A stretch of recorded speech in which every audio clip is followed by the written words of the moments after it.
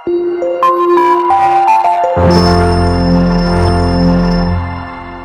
baik Pak ada. Masalah kurban tadi Pak. Iya Pak. Jadi masalah kulit sama kulit aja laki-laki ini. Kulit ini kan nanti kalau memang kurban melaksanakan pesertanya kita panggil supaya mengizinkan kurban itu untuk dibuat seperti apa? Kulit kan nggak mungkin dibuang. Ya. Nggak mungkin dipotong-potong untuk dibagi. Jadi mungkin izin sama peserta kulit itu dijual memang, tapi duitnya sama misalnya untuk guru MDA, karena guru MDA itu misalnya. Guru MDA karena mereka nggak begaji. Oh ya. Jadi mungkin disedekahkan sama orang itu diberikan. Iya. Daripada dibuang-buang kan? Iya. Kira-kira yang pendek itu adalah kira-kira gimana? Ya, kalau tentang kulit tadi itu kan mesti dimanfaatkan. Kalau tidak dimanfaatkan oleh yang berkorban, disedekahkan. Nah, itu aja Pak, disedekahkan. Kalau Bapak selaku panitia, pengurus, memandang mohon maaf, misalkan guru MDA, guru ngaji, yang mungkin tidak digaji, dia memang ikhlas selama ini, misalkan ya. Nah, momen Idul Adha ini kulitnya banyak, kita bagi ke dia, ya boleh. Tapi untuk kehati-hatian, jangan panitia langsung jual. Jangan kita langsung jual, walaupun tujuan kita nanti duitnya itu untuk mereka. Tapi bisa jadi kulit itu tidak mau mereka jual, mau mereka olah. Maka serahkan ke mereka. Tapi kalau mereka, Pak, bisa tidak bantu nanti kami terima bersihnya, duitnya aja, bantu, mana tahu ada yang mau beli, jual aja, kami minta duitnya saja, misalkan nih. Berarti sudah berubah faktanya, kulitnya dikasih ke mereka, berarti mereka mewakilkan ke panitia.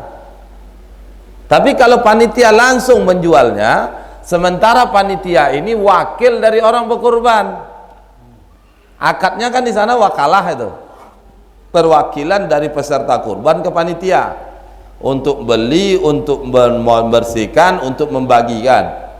Membersihkan itu motong, nguliti dan lain sebagainya, dan membagikan daging kurban tadi, termasuk kulitnya. Kalau peserta kurban tidak mau memanfaatkan kulitnya, panitia pun misalkan memandang tidak perlu kulitnya itu dipotong-potong, dibagi kepada peserta atau warga yang lain untuk buat kikil atau sejenisnya, nah boleh kulitnya itu disedekahkan kepada yang fakir miskin. Misalkan diserahkan misalkan kepada guru ngaji misalkan, boleh. Tapi jangan kita menjualnya langsung, serahkan ke mereka dulu. Ternyata mereka tidak mengolahnya, minta bantu kita panitia menjualkan, maka hukumnya boleh. Tapi kalau kita langsung menjualkan, berarti kita kena ke larangan tadi. Larangan menjual kulit, walaupun tujuan kita baik. Ingat ibu bapak yang berbahagia, yang namanya ibadah tidak semata-mata niatnya ikhlas, tujuannya baik, caranya juga mesti benar. Untuk kehati-hatian dalam hal ini, ya maka jangan kita selaku panitia langsung menjual, walaupun tujuan kita baik, duitnya tidak digunakan untuk panitia, tidak dimasukkan ke kas masjid, tapi langsung kita kasih ke fakir miskin. Tapi karena di sana ada nanti aktivitas kena larangan tadi, wastamta'u bijuludiha wala tabi'uha, manfaatkan kulitnya dan jangan kalian jual kulitnya. Nah kalau kita langsung jual, duitnya kita kasih, kita kena itu. Maka menghindari hal ini, kehati-hatian, serahkan aja langsung. Tapi kalau mereka minta tolong jualkan, maka terjadi akad wakalah mereka dengan kita. Kita mewakili mereka untuk menjual, maka hukumnya boleh. Begitu. Tapi kalau kita langsung jual, di sini yang jadi persoalan. Wallahu a'lam bishawab. Kira gitu. Ya, Pak.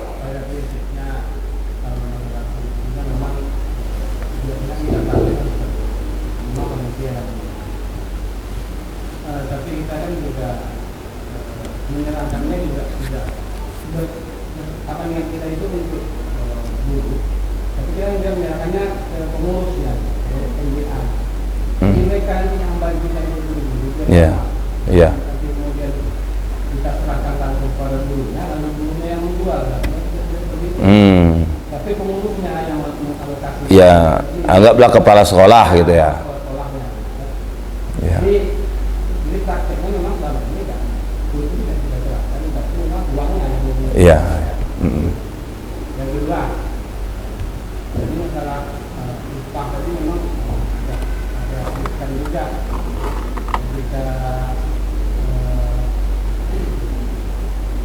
umpamanya yang kita khawatirkan itu memang ketika tidak ada kelebihan, kemudian tidak upah.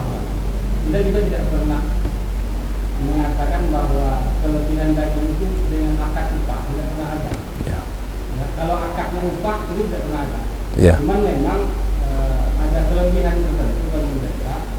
Karena bekerja. Ya, karena bekerja dalam hal ini kemudian ada beberapa pendapat juga itu kita jadikan sebagai sedekah atau hadiah saja. Kelebihan itu hadiah bagi mereka. Ya. Bukan upah, karena upah tidak pernah ada akad. Ya. Dalam kurban dimanapun kita selalu tidak ada akad upah ini. Ya. Kalian kerja ini upah kalian satu Betul, bulan betul. kita ada. Ya. Tapi yang kita kerjakan itu adalah hadiah. Gitu. Itu barangkali. Ya. Ya, baik. Pertama karena memang tidak langsung, bisa jadi misal nih, bisa jadi panitia kepala sekolah ini mampu, gurunya yang enggak. Misalkan dari kepala sekolah yang mendistribusikan ke guru-guru, ya. Nah, maka dengan begitu lebih kuat akhirnya. Kita harus serahkan ke mereka daripada kita jual lagi. Kenapa? Karena belum tentu dia mau duitnya. Misalkan mau mengolah kulitnya. Ini kan untuk kehati-hatian kita, Pak.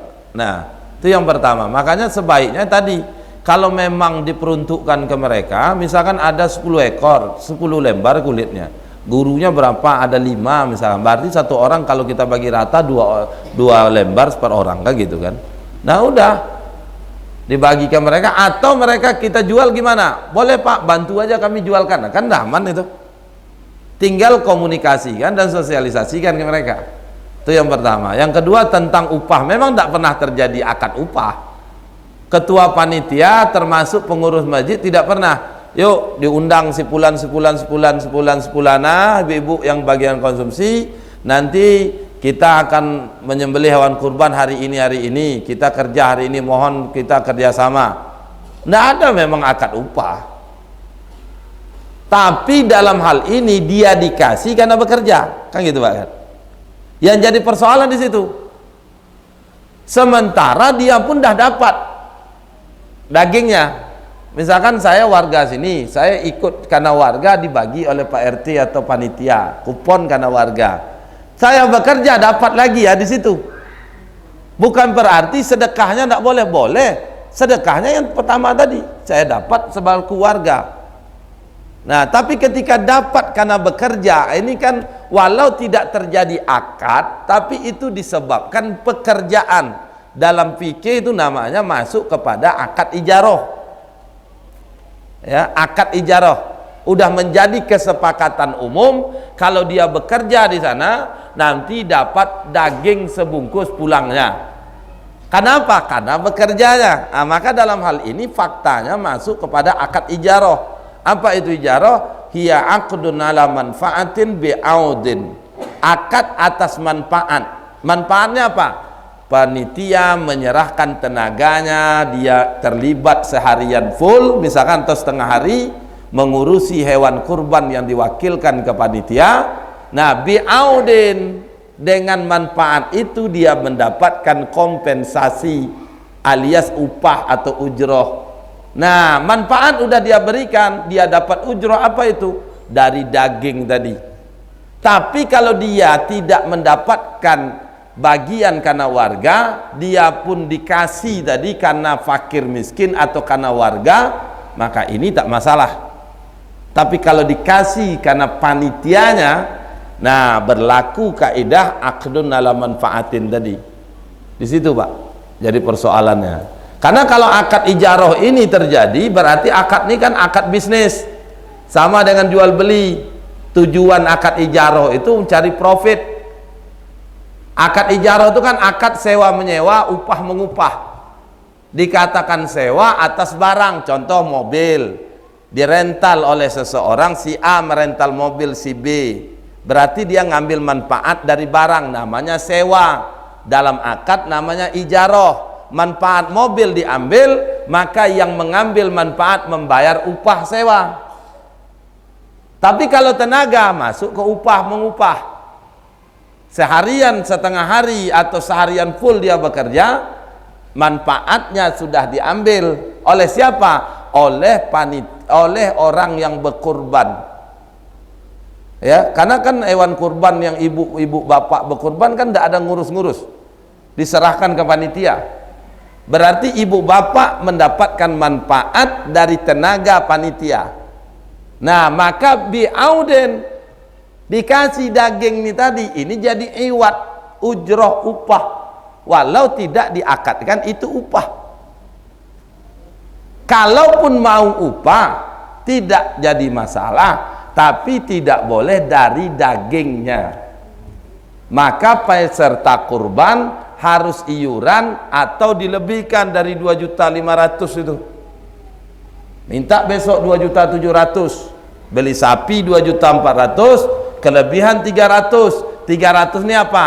Kita ubah modelnya tahun ini, kita tak mendapatkan daging, tapi duit lelah bapak ibu kami kasih 50.000 seorang. Dari mana? Dari duit 300. 2.400.000 untuk beli sapi, patungan 7 orang seekor sapi, 300 per orang, 3 kali 7 2.700.000. Nah, 2.100.000 inilah digunakan untuk operasional, termasuk mengganti daging tadi.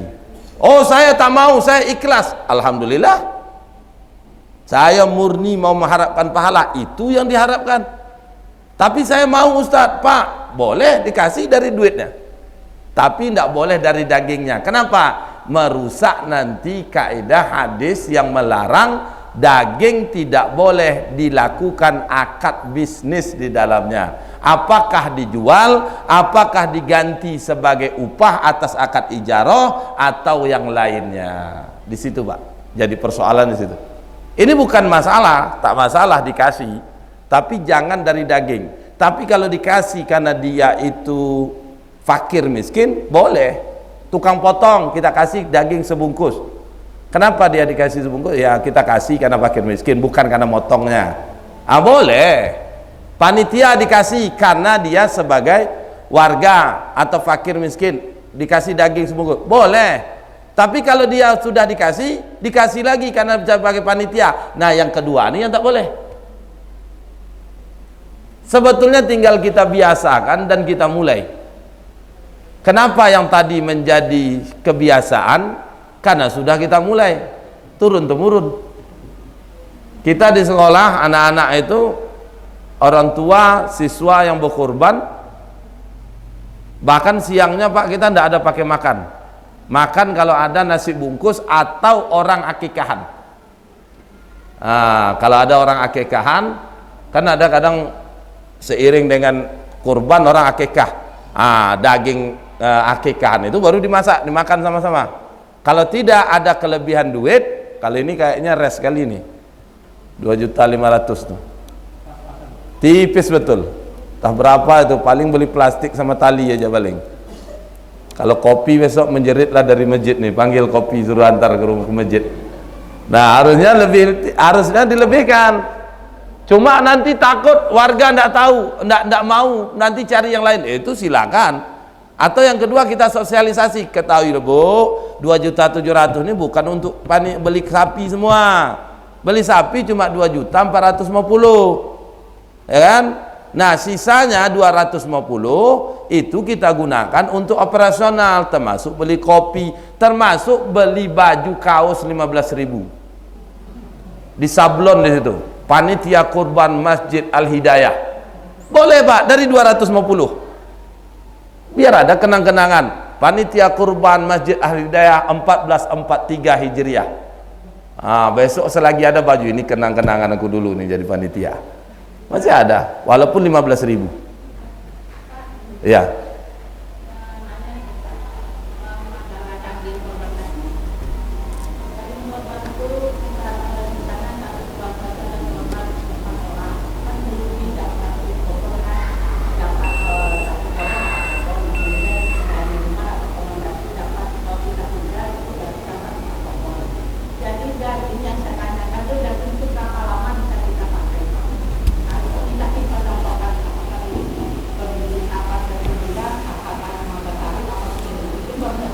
Selama kulkas ibu itu tahan menyimpan. Kalau tahan dia 1444 besok, simpan aja.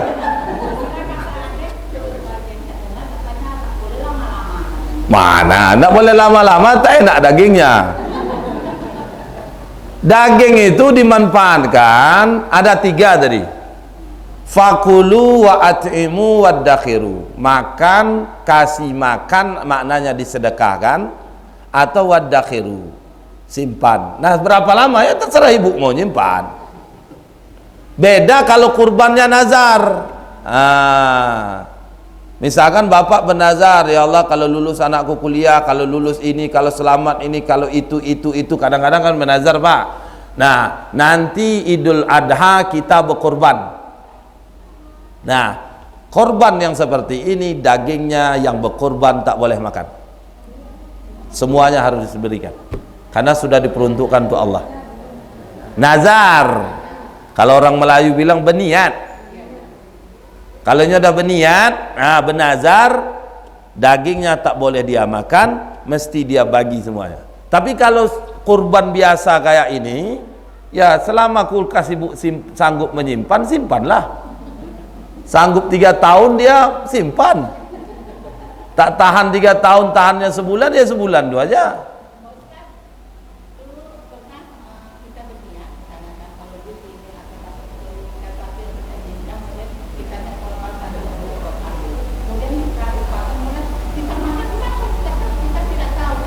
Nah, kalau tak tahu lain lagi. Ibu dihidangkan, ini apa nih, daging sapi, udah dimakan lomak, enak bu, enak. Tahu ibu daging sapi, iya rasanya kan sapi enak, lain bedanya. Tapi B2 tuh, astagfirullah, muntahkan, tidak bisa muntah, ya udahlah. Ibu tak tahu, tapi kalau ibu tahu, tidak boleh.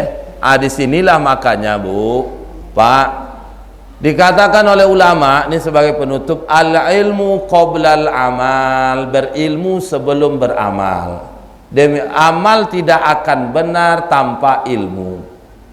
Solat saja tak pakai ilmu, maka ikut-ikutan. Makanya kata Nabi, orang abid itu orang abid itu tidak ditakuti oleh setan. Ya, dibandingkan beribadahnya orang jahil, tidurnya orang alim lebih ditakuti oleh setan daripada beribadahnya yang jahil. Jahil dalam ini kan dia beribadah tidak ngerti, itu tidak takut setan dibandingkan tidurnya seorang alim. Bayangkan, setan lebih takut dengan tidurnya seorang alim ketimbang beribadahnya seorang jahil. Kalau beribadah orang yang jahil mudah digoda, tapi tidurnya orang alim jangan coba-coba. Dia sebelum tidur dia baca doa, dia belum tidur bermohon sama Allah, tidurnya dijaga oleh malaikat, terbangun dia. Karena memang setan buat, bisa jadi bermasalah setannya. Benar, makanya tidurnya orang alim lebih takuti oleh setan ketimbang beribadahnya yang jahil. Nah, maka dari itu al-ilmu qoblal amal. Begitu juga yang kedua dikatakan oleh Syekh An-Nabhani dalam kitabnya Saksiyah Islamiyah jilid pertama, itu kata beliau al-ilmu qoblat taqwa.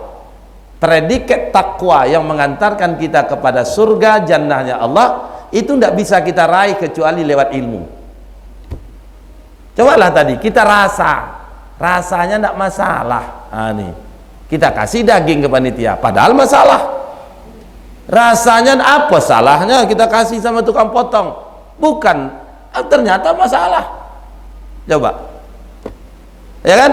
Kalau udah bermasalah, berarti kita kalau itu perkara prinsip, itu kan kita dianggap tidak taat. Kalau tidak taat, kapan sampai ke takwa?